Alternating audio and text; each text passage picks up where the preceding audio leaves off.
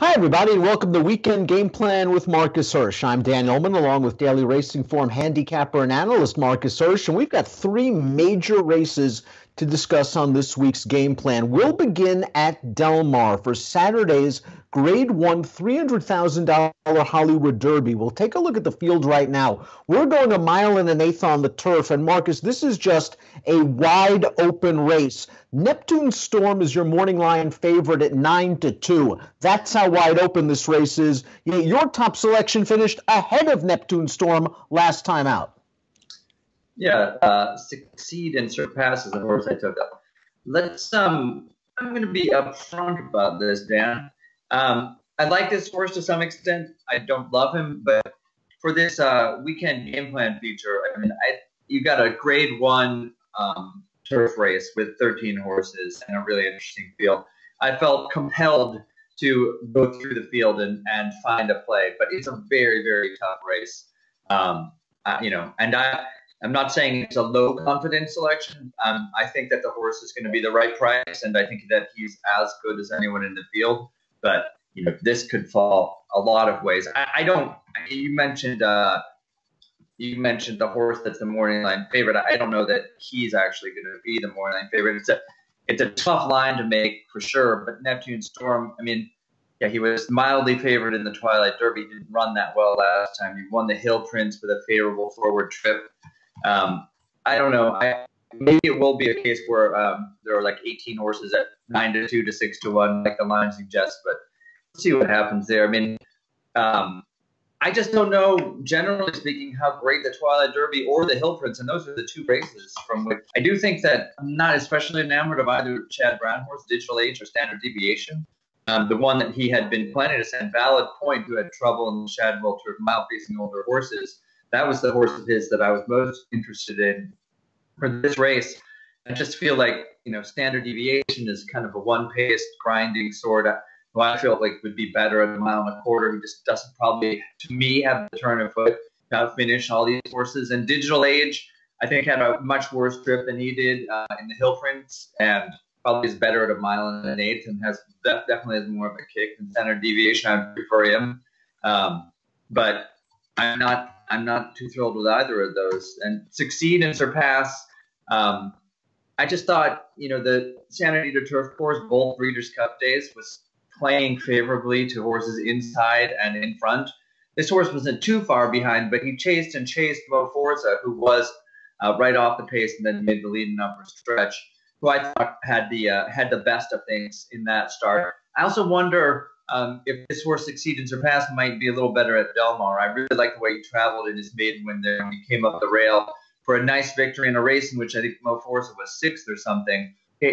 He's an Irish import who is fairly lightly raced, didn't run in this country till July, only at 4 starts so far this year. He does, to me, have some upside. I think he'll get the distance decently.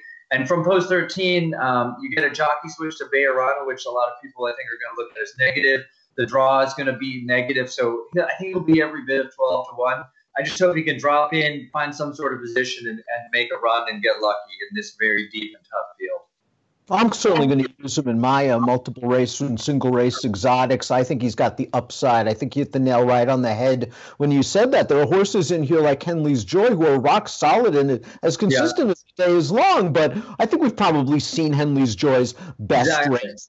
We look at the Chad Brown horses kind of the same way. I prefer Standard Deviation. I'm a big fan of Digital Age. I'm just sick of making excuses for him. He was up against it from a pace standpoint last time out. I wonder if Mo Forza is kind of the real deal, Marcus, though. I do too, yeah. I'm wondering the same thing. He is progressive, but we'll see. Dan, he could end up with a little bit of a tricky trip, too, down at the fence. Go forward and try to make the lead. There's some pace here because they sit in behind. If you sit behind, you're just going to have to be praying for luck in a field this bulky, that you get room, come up the rail, or find a seam somewhere. And I don't know that he's that push-button acceleration kind of horse, but I do like him and would be using him prominently. And Mo Forza is a horse that seems like a difficult ride. Last time out in the Twilight Derby, he really pulled for the first 3/8 of a mile. He was outside that day. That might have actually helped him a little bit. Being down inside, he might start running on to heels, and he's going to take money. Your top pick, the 13, Succeed and Surpass. 12-1 on the line. Now, you're not enamored with the Chad horses in the Hollywood Derby, but in our second weekend game plan race, the Jimmy Durante Stakes for 2-year-olds, well, Chad's got a tough one in here. That's the 12, Princessa Caroline. This is a daughter of American Pharaoh. This is the half-sister to Lady Eli, and she looked good. Not as brilliant as Lady Eli, few horses are, but she was a really professional, solid winner of her debut at Belmont. I was very impressed with the way she ran. It's hard to believe she was 9-2 in that race, the way she performed, because she did everything right. I guess she hadn't lit up the work tab, and I mean, I don't know. Just kind of, obviously it's retrospective, but even just going in, you'd have to think with the pedigree and Brown and Castellano, the horse would be heavily bad, but she wasn't. I love the way she changed leads right on cue and so fluidly. I like the way that her, she goes with her action and the way she carries herself. And I thought she was very impressive in the race where the top two pulled. I mean, it's hard to get 7 lengths clear in a turf race like that, and that's what those two were. Laughable was 6 3/4 in front of the third place horse in the race, where those two just dominated. And this filly won. She was asked some to get past Laughable, but after, she kind of cruised home on her own. I thought they had designs in the Breeders' Cup Juvenile Fillies turf. She didn't have the earnings or didn't get selected into the race either by the panel of racing experts and racing secretaries. But that might have been for the best. In any case, I think she got a little illness that would have been poorly timed for that. And now she gets to make her stakes debut in a much softer spot. She's got a wide draw. She's going to be less than 7-2, but the presence of the filly drawn in post 2, Alms, who's 2 for 2 with some good buyer speed figures for Godolphin, Mike Stidham, and Paco Lopez, that horse has got to take some money. And there are a few horses with some, decent qualifications here. I'm hoping that Princessa Caroline could be something like 2-1, and I would consider that a decent price on a horse that I think might be just simply better than her opponents in this race. No, I think 2-1 or 5-2 is certainly an option in here. You mentioned Alms. Stidham won this race last year with Elsa for Godolphin. This horse is stretching out off that graded stakes win where she was just odds on and was supposed to win sprinting, but she stretches out and she draws inside. She's probably going to get a good trip, but I'm with you. I think Princessa Caroline, the number 12, 7-2 on the morning line for Chad Brown, is the horse to beat in the Jimmy Durante. Let's move to Aqueduct for the Discovery. I know you're not a fan of this 3-year-old crop. I know you want to take a shot against any short-priced 3-year-old that you can find, and you're going to find one in here in the number 1 Tax. He's the big name. He's not the morning line favorite in the race. He's 2-1, but he's the reputation horse in the race. We haven't seen him since the Travers. The Travers running line looks fine, but if you believe that the rail was deep and the outside was the place to be, that's where Tax was after really not being able to get forward where he was expected to be. Yeah, precisely. I'm anti-Tax, so to speak. I think Performer, the 8-5 morning line favorite, I think he's a decent horse too. But I mean, come on, he's 8-5. He hasn't even run in a stakes yet. He also benefited, Dan, from that same outside position at Saratoga when he was the first level sprint allowance winner. He beat older horses, granted, and beat them again last time.